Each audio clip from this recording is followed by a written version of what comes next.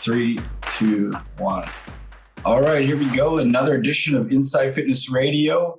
Today's guest is Mark Fitzgerald. How's it going, Mark?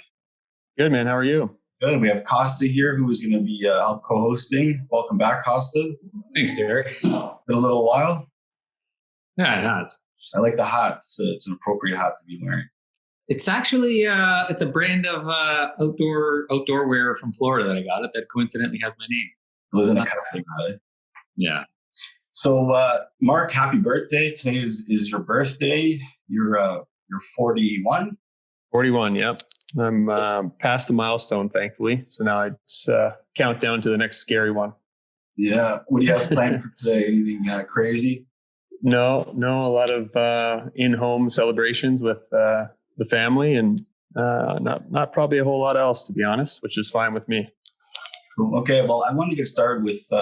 So, Mark, you were recently the head strength and conditioning coach for the Anaheim Ducks. Is the Mighty Ducks or is it Ducks now? They don't call them Mighty Ducks, right? No, Mighty was Disney, so there no more Disney. No more Disney. So yeah, I mean, I'm always interested in how people get to where they have in life and where to start from. So I want to start with your background. You grew up in Whitby, mm-hmm. And where did you go to school? Like, what did you do when you were younger? Whitby's a great place to grow up. I think number one, there was a lot of local sports and a big emphasis on being active and what have you. My parents are Irish immigrants, so they were they kind of involved us in whatever we wanted to do, basically, which was pretty neat. I think I got probably the best of that, as I have two older brothers who regularly complained that I was way more spoiled and afforded way more opportunity than they were. So I ended up going to Henry Street High School, which again pissed off my brothers because it was a public school and we were raised Catholics, so that was a big deal. But I wanted to play football, so that was kind of the only school, and it was right up the street from our house that had football. So I got to go and do that, which was probably a pretty big life changer for me. It's funny because my coach, my head coach from my first junior football team, grade 9, just posted a picture of our team the other day from 1994. So it was like showing it to my kids, and I really recognized myself, but it was such a instrumental year in terms of, growth as a young guy and as an athlete, and realizing what hard work is, and, having some really great mentors, in terms of coaches that were I think there were 6 police officers that were our coaches. So there was, there's kind of no holds barred in terms of, how we played, how we practiced. And, it was life altering in a good way. And it showed me the value of hard work. And obviously my parents and my brothers and what have you obviously had a lot to do with that too. Yeah. But, it was definitely a life altering experience. It made me realize that I want to play football, or I want to try to play football for as long as I can. And, not that I was any good, but I worked hard, and, I would do whatever in order to get onto the field. So it was pretty neat. What position did you play? I started off as a defensive lineman, eventually turned into an offensive lineman, and I ended up playing that offensive line as a center at university. So it kind of, I thought I was a quarterback at first, which was kind of funny. If you talk to my first year coach about that, he looked at me and just started laughing hysterically, and pointed me in the direction of all the other slightly overweight kids. So I was kind of thrust into a position that really more than anything, I was looking to get out some energy and some frustration, I guess, as a young guy. And I'd come home covered in bruises, and I just loved it. And I loved being part of the offensive line, defensive line. And our coach was a police officer, and he was a gigantic man, 6'4", 6'5", 300 pounds. And he was just, you talk about culture, and you talk about, getting kids to buy in. He had us hook, line, and sinker, because if you didn't want to disappoint him, and you also didn't want him to get mad at you because you're so scary that, it was again, it's something that was an easy guy to look up initially. And that was pretty cool. Do you think we have coaches like that now out there in high schools? I don't system, how it is, and it's hard for teachers and coaches. I think out there, it was time, right? You're talking about the 90s. I grew up around the same time, a little bit earlier. I'm a little bit older than you. And I remember the high school I went to, they had a good football program, but it was like a big deal. I mean, and this is obviously where we're in Ontario. I don't know, Costa, how about you, where you grew up? Is football a big deal? Costa, you hear me or what? I can hear you. Yeah, was football a big deal for you or what when you were growing up? For me, it was rugby. Rugby, really? We were growing up in Canada, hockey and rugby out here. I never played rugby. Football wasn't the thing growing up. Because I guess it was expensive. Yeah. So how about hockey? Did you play hockey when you were younger? Yeah, I mean, I played hockey, but it wasn't. I played house league. That definitely wasn't my sport. And all my buddies were hockey players, and it was funny because by the time I got to high school, it was kind of almost at the end of my hockey career. In terms of the house league stuff, it just became less interesting. And as you get older in house league, the commitment level from everybody involved just kind of goes down a little bit. So when I got to high school, I'm like, I want to play football. My middle brother who's a big influence on me and still one of my best friends. He played, so I saw him playing, and it was just one of those things where, it was something that I really wanted to get involved with. And I realized too, being a bigger guy and, started weight training with my middle brother, and I just saw myself kind of projected into that environment as opposed to hockey, because I knew I wasn't good enough at hockey to really do anything with it. So football was it. Football was it. And rugby was big at our school too. And I played a little bit of rugby, but just football is different. Football is just such a team sport, and it's such a unique sport in my opinion, even more so than hockey and a lot of others. I know rugby has its, we do a lot of work in rugby now, and it's a very cool sport, and I really, really enjoy it. But football is different. Football is just, I don't know how to describe it. Hey, Mark, knowing what we know about football now, I'm curious about your opinions. With it's come to like the CT and all the contact. Would you put your kids in it now, or what would you do? What's your thoughts on it? My oldest son, who's 8, plays flag football, and I think to begin with, I think that's a great introductory sport. And my youngest son, who just turned 6, he's going to play as well, and that I'm comfortable with that for now. I think, in terms of the equipment and hitting and stuff like that, I'm going to be very picky on. I think if they want to play, I'm going to hold them off until at least high school, where I know, and I'm going to do my research as well on coaches that will teach them properly and how to hit. That was a big part of, I feel lucky with my coaches in high school, because a few of them played some CFL and some pro. So they knew what they were doing and they taught us well, but, do I think it's an issue? Yes, for sure. I still remember, going into training camp and, you put your helmet on for the first couple of days and you couldn't really turn your head because the helmets were so heavy and all you did all day was hit, especially on the line, and your neck would just be so stiff. But it's almost like that accumulation in training after a few days stopped hurting, and I'm like, is that a good thing? Or, I did a lot of neck work, but still there's nothing like putting on an 8-pound helmet or, 10-pound helmet and, smashing into people. So I think I'll be a little hesitant on letting my kids play, but I think if it's the right situation where they really want to play, there's good coaching, there's good structure in the, whatever league they're going to play in, then I'll definitely give it some more consideration. Yeah. Mark, when did you realize you wanted to get into training as a profession? Like, how did this happen? Because I'm sure there's a lot of people who'll be watching and listening, and like, how did this start for you? Well, I think it started a long time ago, like I mentioned, with my middle brother, who, basically introduced me to the gym. Yeah.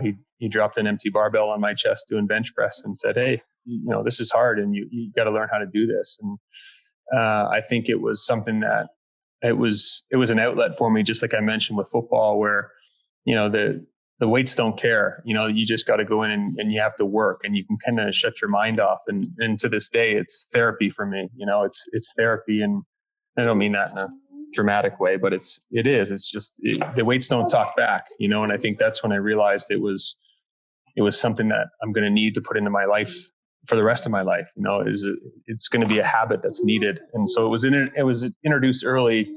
Call it grade 8. And in high school, I had some great coaches as well that, were big on strength training and weightlifting and what have you. And that was big for me too. And I don't think I realized I wanted to do this as a job probably up until the end of university, because I didn't think I could. Yeah. You know, there wasn't a whole lot of jobs out there for strength coaches, and I sure as shit didn't want to be a personal trainer. So because of the bad, the negative connotations around that, Well, when did strength coaching really take off in professional sports? I mean, what year are we talking, guys? I mean, I started working for the Leafs in 08, 09. You're just right. That's when I left. I left 08. Right. So that was when Matt left. I came in right after Matt with the Marlies. Yeah. Yeah.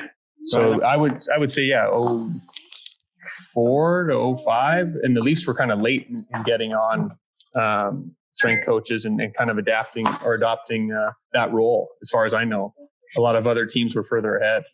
So were you a personal trainer? We started in 03 with Matt as the first strength coach I remember. And they were actually far, because before then it was just the athletic trainers were kind of doing sport coaching. And now that you've seen it, it's gone from the teams have their strength coach to move towards the one-on-one, the personal strength coaches. That's been a real shift, right? Yeah, because I mean, it didn't exist when you were going to school really, as far as like, hey, this is a job. Like, so now anyone who's 16 years old, 17 years old who could be watching this, yeah, you can make a living. This is actually a profession. There's probably, I mean, how many coaches are on a professional sport, like a hockey team? Like, how many strength guys did you have?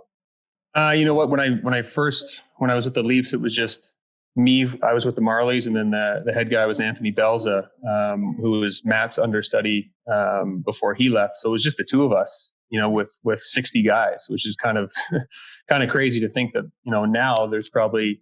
And when I took the job with the Ducks, it was just me, and I had one assistant in San Diego, which was our farm team. So again, we were behind in Anaheim for sure, because when you look at most teams now, they average between 2 to 3 staff, just strength coaches, and I think, and it's kind of like the NFL model where they have, probably 3 to 5 minimum per team, because there's just this sheer volume of guys. And with hockey, the only negative part is that there's not a whole lot of separation between, the training times and groups. Usually they all come in at the same time. So you got 23 to 25 guys who at 9:05, they're all going to come into the gym. So if you're only one guy, number one, you better be ready. You better be organized, and you better be able to, change on the fly and move around the room and kind of address what you need to address. Because like Costa said, like everybody now expects personalization and, injury prevention type stuff and all these intricacies of training, which they should expect, but it's hard to deliver from the team side for sure. It has its challenges. Yeah, no, for sure. What advice would you give someone now who would want to work for a professional team? What kind of advice would you give someone starting off? What should they do? Where should they go? I would say experience is key above anything else. Be able to put yourself in a somewhat similar environment, and then usually that means interning, volunteering.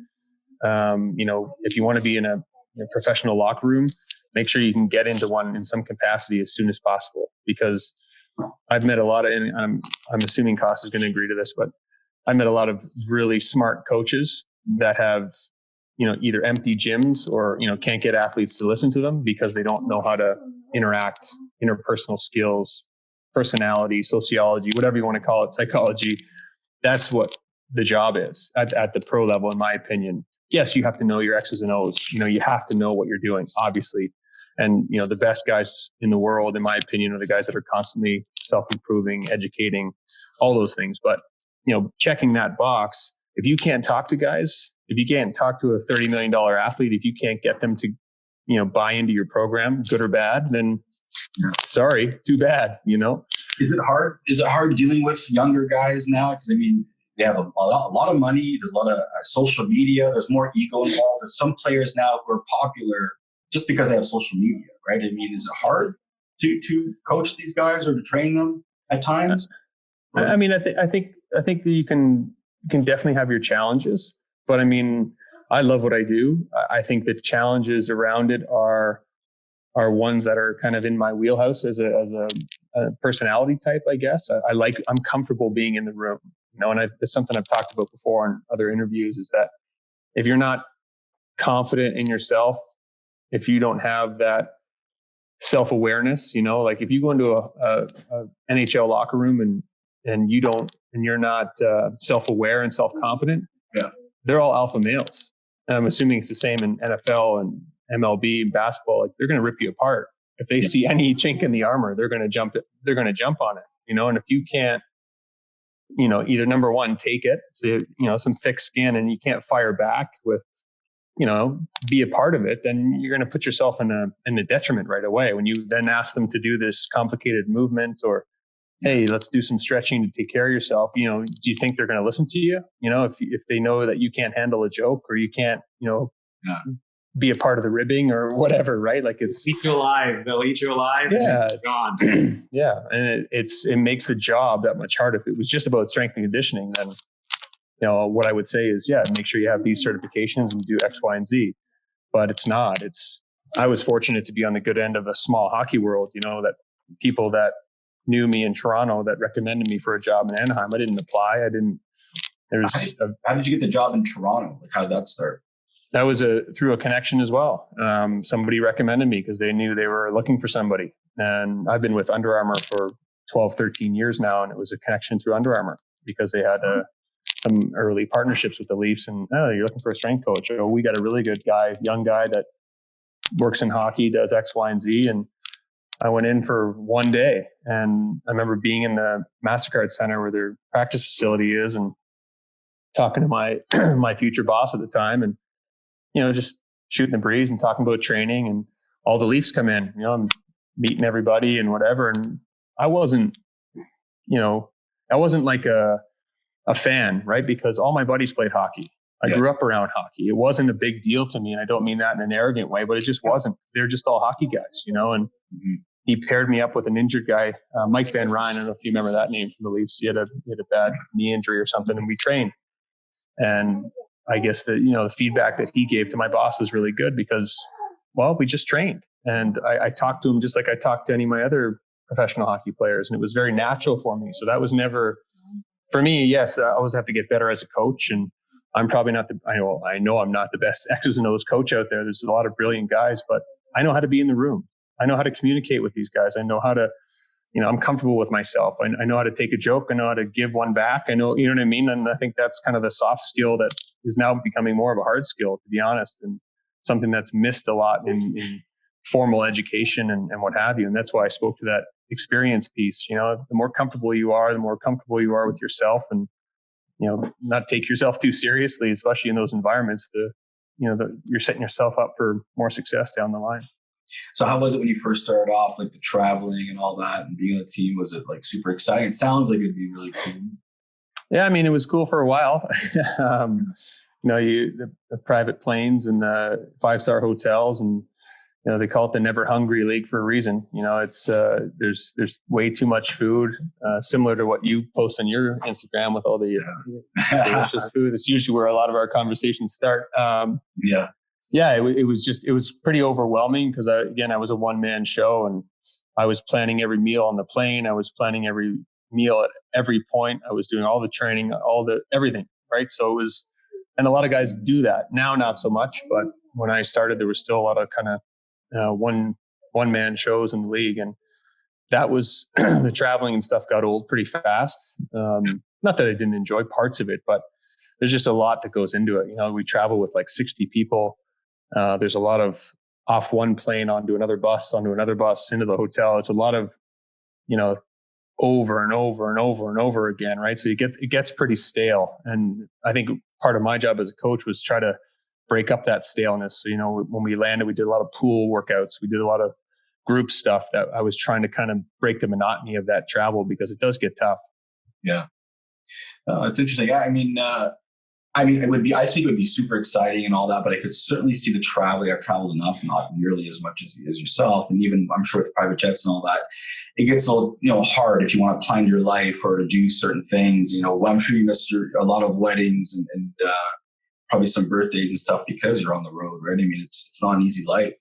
Yeah. And, it's funny because this year I was able to be home a lot more, because I'm obviously not with the team anymore. And I remember at Christmas time, I was at a hockey clinic with my son and just talking with some of the other dads, and they're asking me about the job. And I said, well, number one, you guys would know me if I was still with the team. And they all just kind of looked at me. I said, well, I would have missed every single game.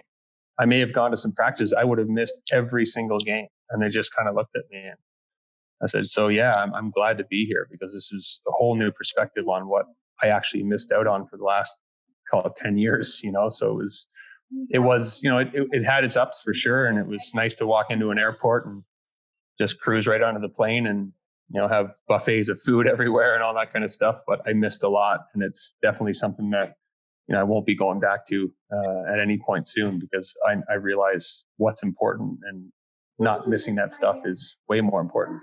Yeah, obviously having a young family, you want to spend as much time as possible. I can see that. And like, so the novelty can wear off there. And it also provides you with opportunities, right? So doing everything you've done has got you to this place now. I mean, what are you up to now? What are you doing currently?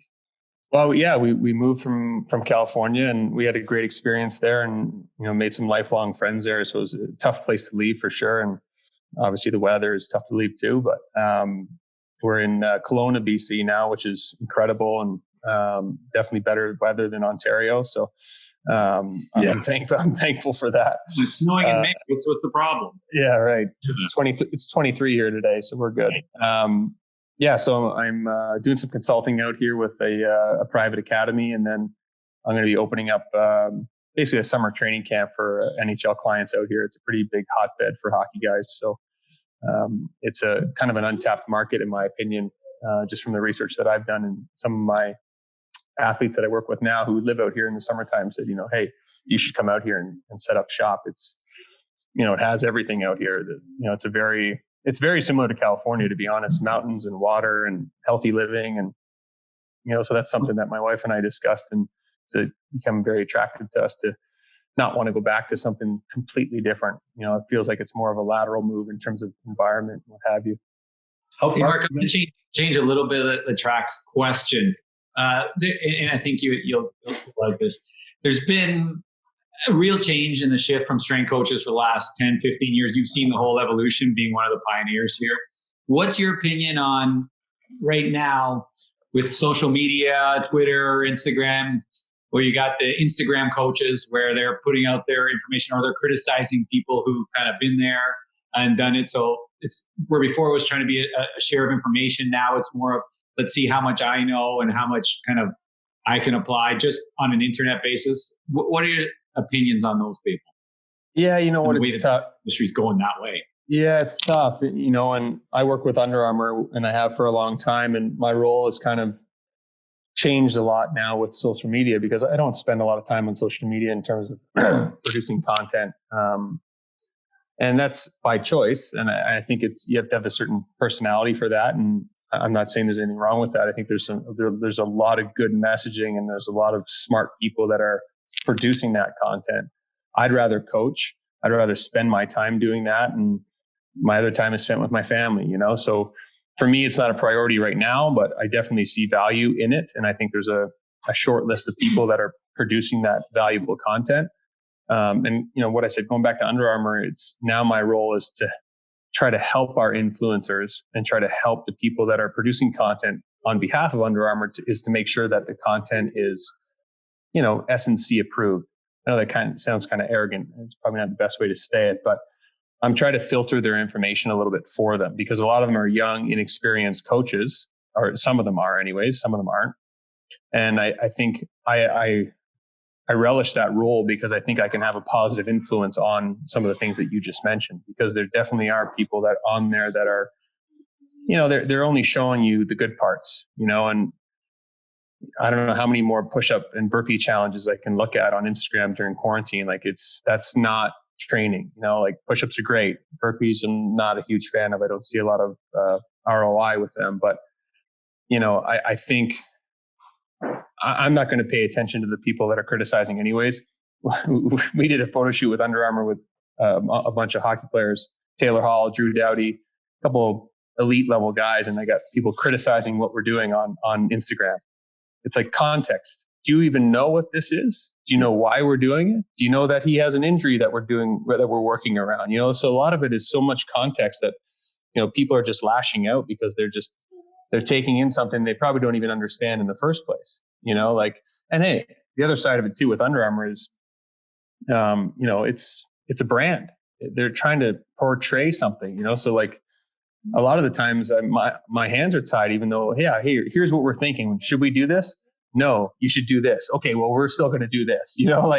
I only have so much say on certain things, right? And we shot the first Under Armour commercial in Canada in my gym, I don't know, 15 years or 12 years ago, and it was great because it was real. But like it's changed a lot since then. The evolution of that, positive and negatively, obviously, but it's so I think you got to filter it yourself, and I think the people out there that aren't coaching, that are only coaching online is definitely growing, but I'm not following those people anyways. And I think people are realizing that the good coaches, the guys like Eric Cressy, the guys like Ben Bruno, the guys like Matt Nickel are the ones that are producing the content that you should be paying attention to, because those are the people that are actually working with athletes that, need their bodies for their profession. I think that's a big part of it too. Right. And,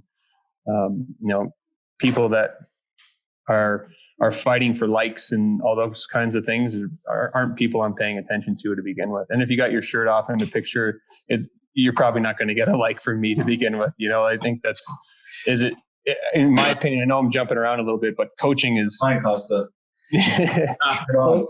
Coaching for me is not about me. Coaching is about the athlete. So if you're making a post about you, then you've already lost me, because it's not about you. It's not about me. It's about the athlete. It's about what you're doing with the athlete. And I think that's lost on a lot of people, right? Because it's like, and I catch myself on it too. And I say my athletes, and I say that because I care about them. I say that because I've had athletes that have, I've been at their weddings. They've met in my gym. I've had 3 marriages out of our gym now with athletes that have met in our facilities and have gotten married, So like, I consider them my athletes, but I know that I'm just a small piece of their work, whether it's a success or a failure or whatever. I'm just a small piece of it, So I think that's kind of a miss in our industry now too, where coaches are probably taking a little too much credit for the athlete or the athletic performance, That's interesting.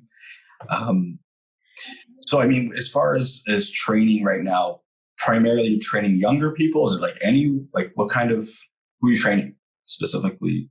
For me, it's mostly professional athletes, heavy in the NHL side. I still have a couple NFL guys.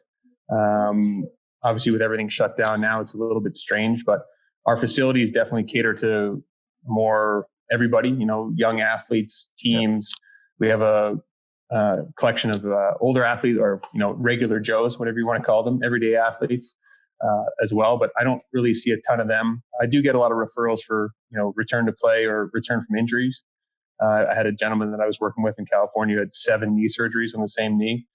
Wow. So those are amazing for me though, because it's such a learning opportunity. Because here's a guy with 7 knee surgeries. Well, automatically I can't do a lot of the things that I know how to do that will help him gain strength. So it's creativity. It's kind of getting out of my own way a little bit. And, those type of clients I'm always eager to work with, because it's, you have to fail, you have to fail and you have to learn, and it forces you to do those things. And I don't want too many, but it's definitely a good challenge, and ones that I look forward to, and I get a lot of referrals from different chiropractors or therapists that I work with. So that's always an intriguing one for me. So it's kind of a mixed bag in terms of people that I work with, but heavy into the athletes. Oh, very cool. I think right now what we're seeing is strength and conditioning is definitely, it's become a buzzword really in athletics. And you'll see a lot of parents wanting their kids. Like I've seen parents asking about their 4 or 5-year-olds on strength and conditioning. What are kind of your guidelines for parents when kids should really start to take it seriously, a sport-specific development? I'm not talking just a general physical preparedness, just actually focusing on that aspect to get better at their sport. Well, it's interesting because my son, my 8-year-old, is a pretty good little athlete, and I don't take credit for that genetically, because I think I was a very average athlete. I just worked hard. Your wife. We're good coaches. Yeah. And my wife she's sitting beside me, so I'm not going to say anything else on that. But for him, my goal with him, and, I speak about long-term athletic development. So I can't, I've lectured about this many, many times, and I'm very on one side of it. And the one side of it is long-term athlete development revolves around exposures to movement, different movements, different sports, different activities. And that's the same model that I've used on my kids. And with my son, he excels in everything that he does in terms of physically, and I'll give you an example. He was the youngest kid on his flag football team in his first year. And he started slow and whatever, but he gradually got comfortable and realized that he was pretty fast and realized that he could move pretty good and he could throw and all this stuff. And he gets a handoff in the far end and gets blocked on the one side, and he just scoots around, and he's got a probably 60, 70 yard run in front of him. And I'm standing on the sideline, and he's kind of running towards me. I'm like, oh, this is going to be a nice little gain here. This is great. Yeah. And he's got 3 kids converging on him. And I'm like, oh, he's going to get flagged here. He's going to get grabbed for sure. And he just stops up. They all fall over, and he scoots into the end zone. And everybody's just going bananas. And I grabbed him afterwards. I go, hey, like, how did you know how to do that? And he's like, oh, they were coming over here. I stopped. They all fell down. I ran in. I'm like, yeah, okay, I won't ask anymore. It's out of my league, I guess. But, it showed me that, exposures. He did judo, he did wrestling, they all swim like crazy. Yeah. Karate, he did baseball, basketball, football, hockey, and again, I think those all feed into each other. And I had parents on his basketball team asking, which is the funniest sport to watch at 6 to 8 years old. Yeah. His coach called him the Dennis Rodman of the 7-year-old basketball league, because he realized that if he just sprinted nonstop for the entire time, he'd get the ball every time. And if he was aggressive, he's going to get more chances to score. Just make sure he doesn't do a 48-hour trip to Vegas. Yes. I was going to asterisk that one, but I think it really comes down to sport exposures. And I think, in terms of training, I'm trying to, he sees what I do. And I think that's a part of it too, right? Is learn by example or lead by example, and something I've ingrained in all my kids. And everywhere we go, we have a home gym, and it's usually the garage, and they see me doing the work. They see me working every day. They see what I'm doing and why. Daddy's strong. Yeah, Daddy's strong, because strong means X, Y, and Z, right? Healthy means X, Y, and Z. Yeah, movement, right? And doing different things. And I think that's where a lot of parents they get caught up in like hockey is one of the worst examples in Canada, but the US is pretty bad too. 12 months a year.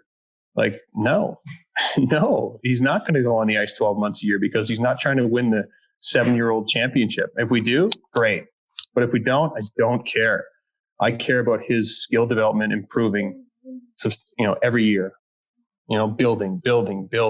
I don't care about having the best 10-year-old, because usually that means that 10-year-old's going to peter out pretty fast. So he's going to get sick of it, I tell parents, I'm like, if Gretzky tells you to do other sports, he didn't do hockey all year round. So if Gretzky didn't do it, your kid ain't Gretzky. So. And I'll give you another example, a real world example too. Ryan Getzlaf, and I'm sure you know who that is. And he's, one of the best NHL players in the world. And he's one of the most sickening athletes you've ever seen. He could take a football, throw it 40 yards on a rope. Both his parents were high level volleyball players for Canada. You see him hit a golf ball. Ridiculous. He could probably play professionally on another sport. He did batting practice with the Angels one year, and he was just smashing the ball, and it's just like, makes sense. And I asked him, like, what'd you do in the summertime? He's like, everything but hockey. It's like, there you go. And is he gifted? Is he special? Yes, for sure. But the recipe is the same, and I think that's the recipe is build the athlete first. Once it comes time to, if my son decides he wants to really pursue hockey, okay. Then we'll take away one sport, or we'll minimize a sport. I think that's another part of it too, is that I'm not saying that if he's playing hockey, he's not going to play basketball. We have a basketball hoop in the front yard, right? Like, he can still play basketball. He might not play on Team BC, but I don't really care. Like, he still plays the sport. I think a lot of parents get caught up in my kid's on the rep team, or he's on this travel team and this and that. Like, doesn't matter. As long as he still plays the sport, is still exposed to it, the different planes of movement or different shape of a ball, whatever it is, right? I think that's way more important. But again, it's not as special. It's not as, you don't need a specific coach for it. You just need to spend time with your kids too, which is obviously a big one. Some parents take it. I've been to a couple different games, saw my nieces play hockey and all that. And some people get to it like it's a serious deal. Like people get pissed off and they get a little too much, you know what I mean? Like I watch it and I'm like, oh, this kid could do this and that. But it's just kind of crazy, you know what I mean? Yeah. And the amount of pressure that they will put on their kids, I think is unnecessary because hockey is definitely one of those sports. When I was a kid, you know, my parents had, you know, money to put us through things, but we certainly were not going to be buying the brand new Titan fiberglass stick. Now these hockey sticks are what, $200-300? Easy. Yeah. Right. I mean, it's a lot of pressure, I think, too. And then the kids get caught up and do it. And some parents are not doing them any favors, in my opinion. I mean, they should, you know, kind of tone it down a little bit, let the kids do what they like, and then they'll gravitate, right? I mean, you can't push them into it. I mean, it sounds obviously like you have a little natural athlete there. And there's going to be that mental side to it, right? Like he's going to have to want to play the sport that he enjoys. I mean, I think it's telling kids, it's telling the parents, listen, your kids aren't going to the NHL. It's not going to happen. If they are, you'll know. And 99.9% of the time, they're not. It's winning the lottery. It's just like there's so many other lessons and so many other skills that they can get from sport. And focus on that. If your kid happens to make it far, great, but that's just obviously a bonus. It's not going to happen. You'd be shocked, I bet, if I've had conversations in California. So hockey in California is definitely a sport played by people with money. You know, you pull into the parking lot, it's nothing but Range Rovers and Beamers and whatever else, which is whatever, it's fine. And, you know, the conversations around the glass, it's like, oh, I really had to get Jimmy, you know, he didn't want to come today or he didn't want to do this. And I just shake my head. I ask my son every time, do you want to go to hockey tonight? Yep. Can't wait. I'm going to do this and do that. And there was probably, they practice like 3-4 times a week, which we never went 4 times. But I said, you know, maybe 3 times he said, you know what? I just don't want to go tonight. I just don't want to go tonight. I said, you know what? No problem. I don't really want to go either. You know, so it was, I always gave him that option, but I think my wife and I do a good job of filtering the response. Does he not want to go because he's just being a suck? Or does he not want to go because he's just tired and he doesn't have it today? And if it's that, then no problem. I'm never going to force him to do it. But we always say too, hey, you committed to this. We're going to follow this through. You know, at the end of the commitment, we can decide whether or not you want to recommit to another batch or year or whatever the case may be. And I'm not saying that I haven't figured it out, but again, the talk around the glass, I feel like we're doing a better job than some are doing in terms of like, oh, you know, Jimmy doesn't want to come. Well, yeah, Jimmy doesn't want to come because he was on the ice an hour before with your skills coach. And he's probably got to do that 3 or 4 times a week as well. And you're on him at home to shoot the puck and do this and that. It's like, he's 7. He's 7. Like, buy him a trampoline. Like, what are you doing? You know, like that's the part that's a head scratcher for me. I even seen some people getting their kids into weight training. I was in Texas in October, and I'd never been to Texas before. And I went to their local gym. It was a small, you know, type thing. And there was like some younger people there lifting weights with their parents. And I don't know. I mean, I've been around it for a long time. I was lifting weights when I was maybe 16, 17, all that. But I'm talking like younger, you know, and I just thought it was a little bit weird to lift weights per se. You know, I mean, I don't know if you need to work on your delts or your lats at 10, right? I mean, maybe Costa, that's something. Come on, built this body of a lifetime of work here. Let's go. You know what? That's kind of scary, man. Like, I want my kids to want to work out, so I'm kind of keeping it away from them right now. You know, they're allowed to come in and watch and whatever, but when they want to do it, it's very filtered. You know, because I want them to want it later on. I don't want them to want it now. You know, or tell them what to do now. I want them to jump and sprint and, you know, the fundamental patterns, whatever you want to call them, natural movements. I'd rather them nail all those things because weight training is easy if you have the movement. Not easy. But one of my good buddies, George Betancourt, he was a teenage Mr. I think it was USA and all that. And he was a big bodybuilder. And we talked on a podcast where he was actually taking steroids at like 14. And believe it or not, like he shocked me as far as like, hey, I'm sure you did drugs at some point to do this stuff, but at this age, he was actually going to, I think it was like a pharmacist or some guy that was like, his buddy got him into it, and I'm like, wow, I mean, this is going back, sometime. But by the time he was like 16, 17, I think even by the time he hit his late teens, he was burnt out from the bodybuilding, scene, and obviously he was very, very young to be doing what he was doing, and he looked at 16 years old, like incredible, but the mental effects. And then we start talking about drugs, and he's got a 15-year-old son. And I'm like, hey man, like, so what would you tell your kid? Like this is obviously stuff that you've done, and it's things that you accepted and you did whatever you did, and his opinion was different. And I think now with, growing up, all of us are around the same age. Costa's, I think, a little younger. When you watch athletes and that, you don't really know, some of the other sides to the sport.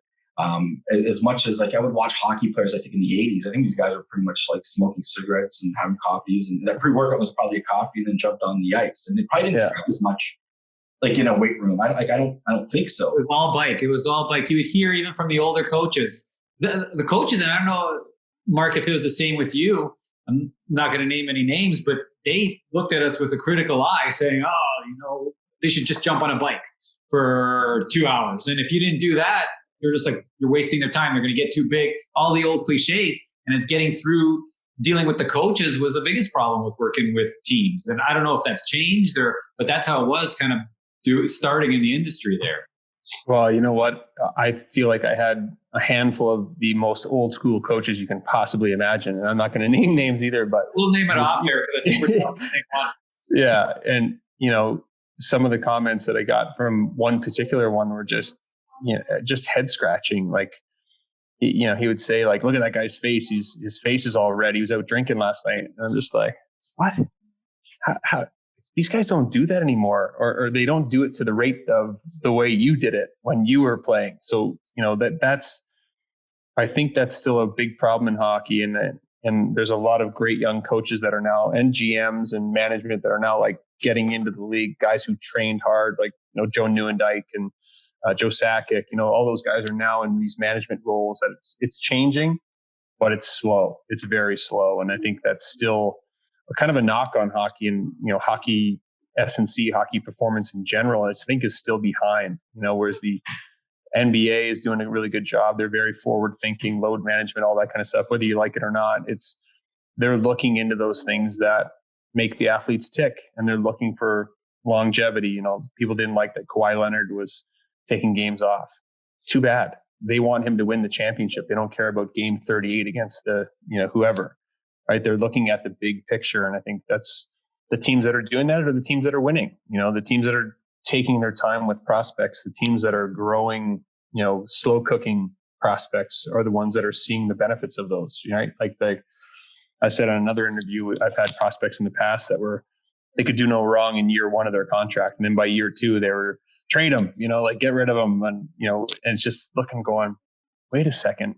Like, we haven't even really got to scratch the surface with this kid yet, because we've only seen him twice. Like, how are you discounting him already? And that, I think, is still a big piece of the hockey landscape. And, it's something that has to change if they want to look at longevity of the game and longevity of their athletes. And that's, slow cooking sometimes is what is necessary. 3 to 4 years of training. And a lot of these hockey guys still, they come to me in the NHL or where I was, and they have a training age of 0, because their junior team wasn't equipped. Maybe they were in the middle of nowhere, no strength coach, not a focus on nutrition or whatever. And they're basically coming to us at a training age of 0.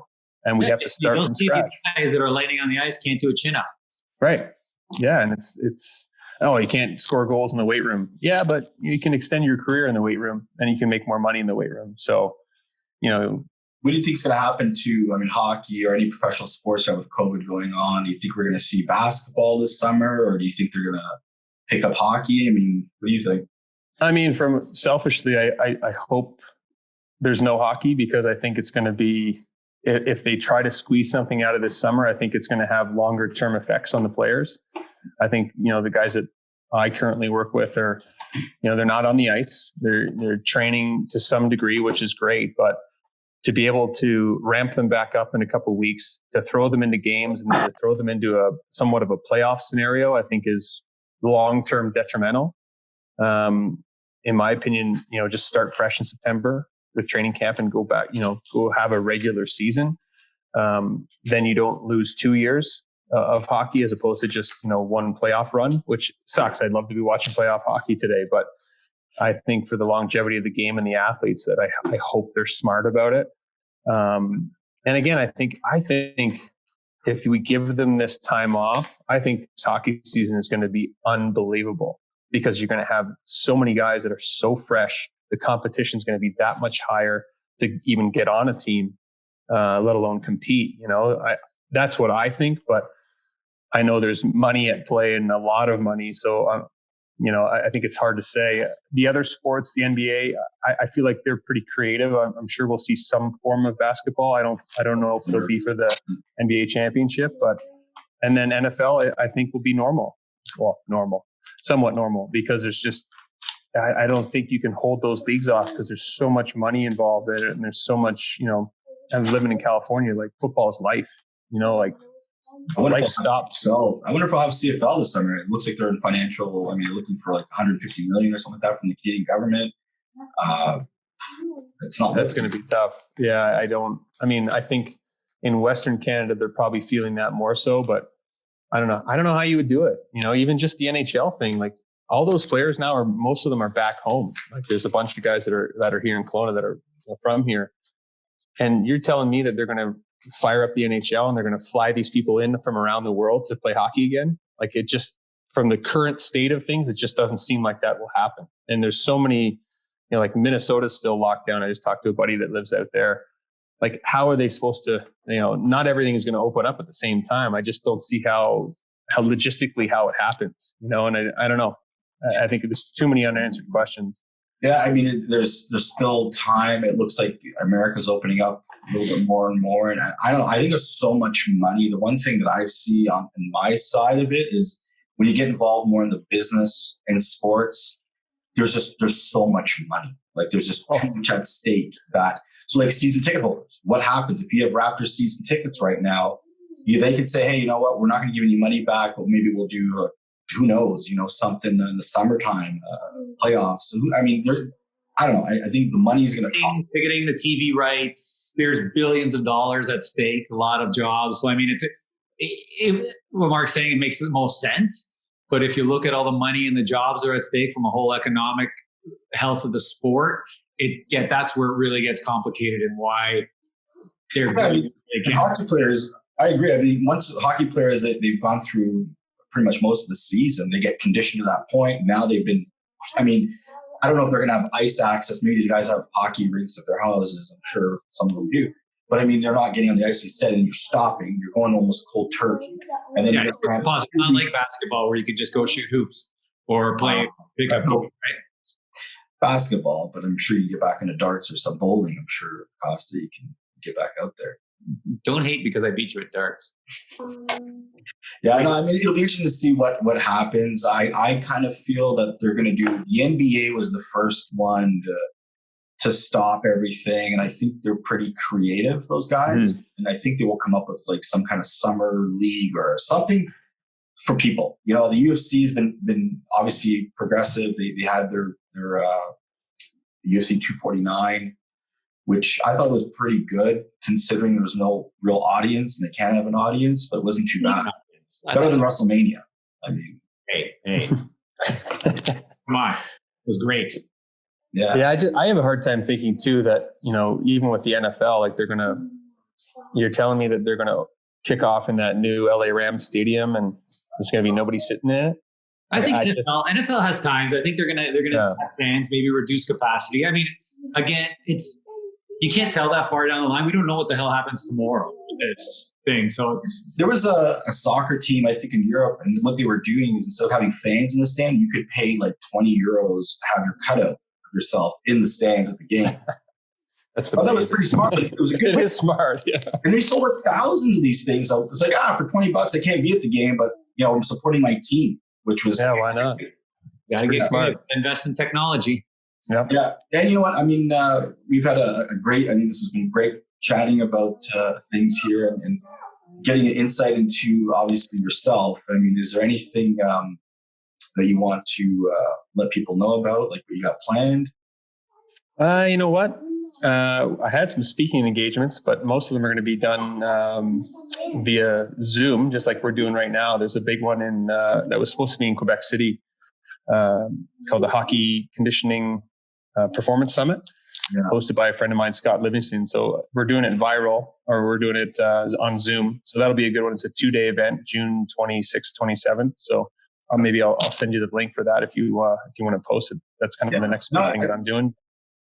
I think we got to get you out there more. I mean, because I work with so many people, and kind of back to what we were saying before about all these guys on Instagram. There's tons of trainers. There's lots of people who could claim lots of shit, and I like to think I work with some of the best trainers in the world. It's vouching. I don't fall for. I get hit up by a lot of people, and I think you have to watch what their styles are, what they do.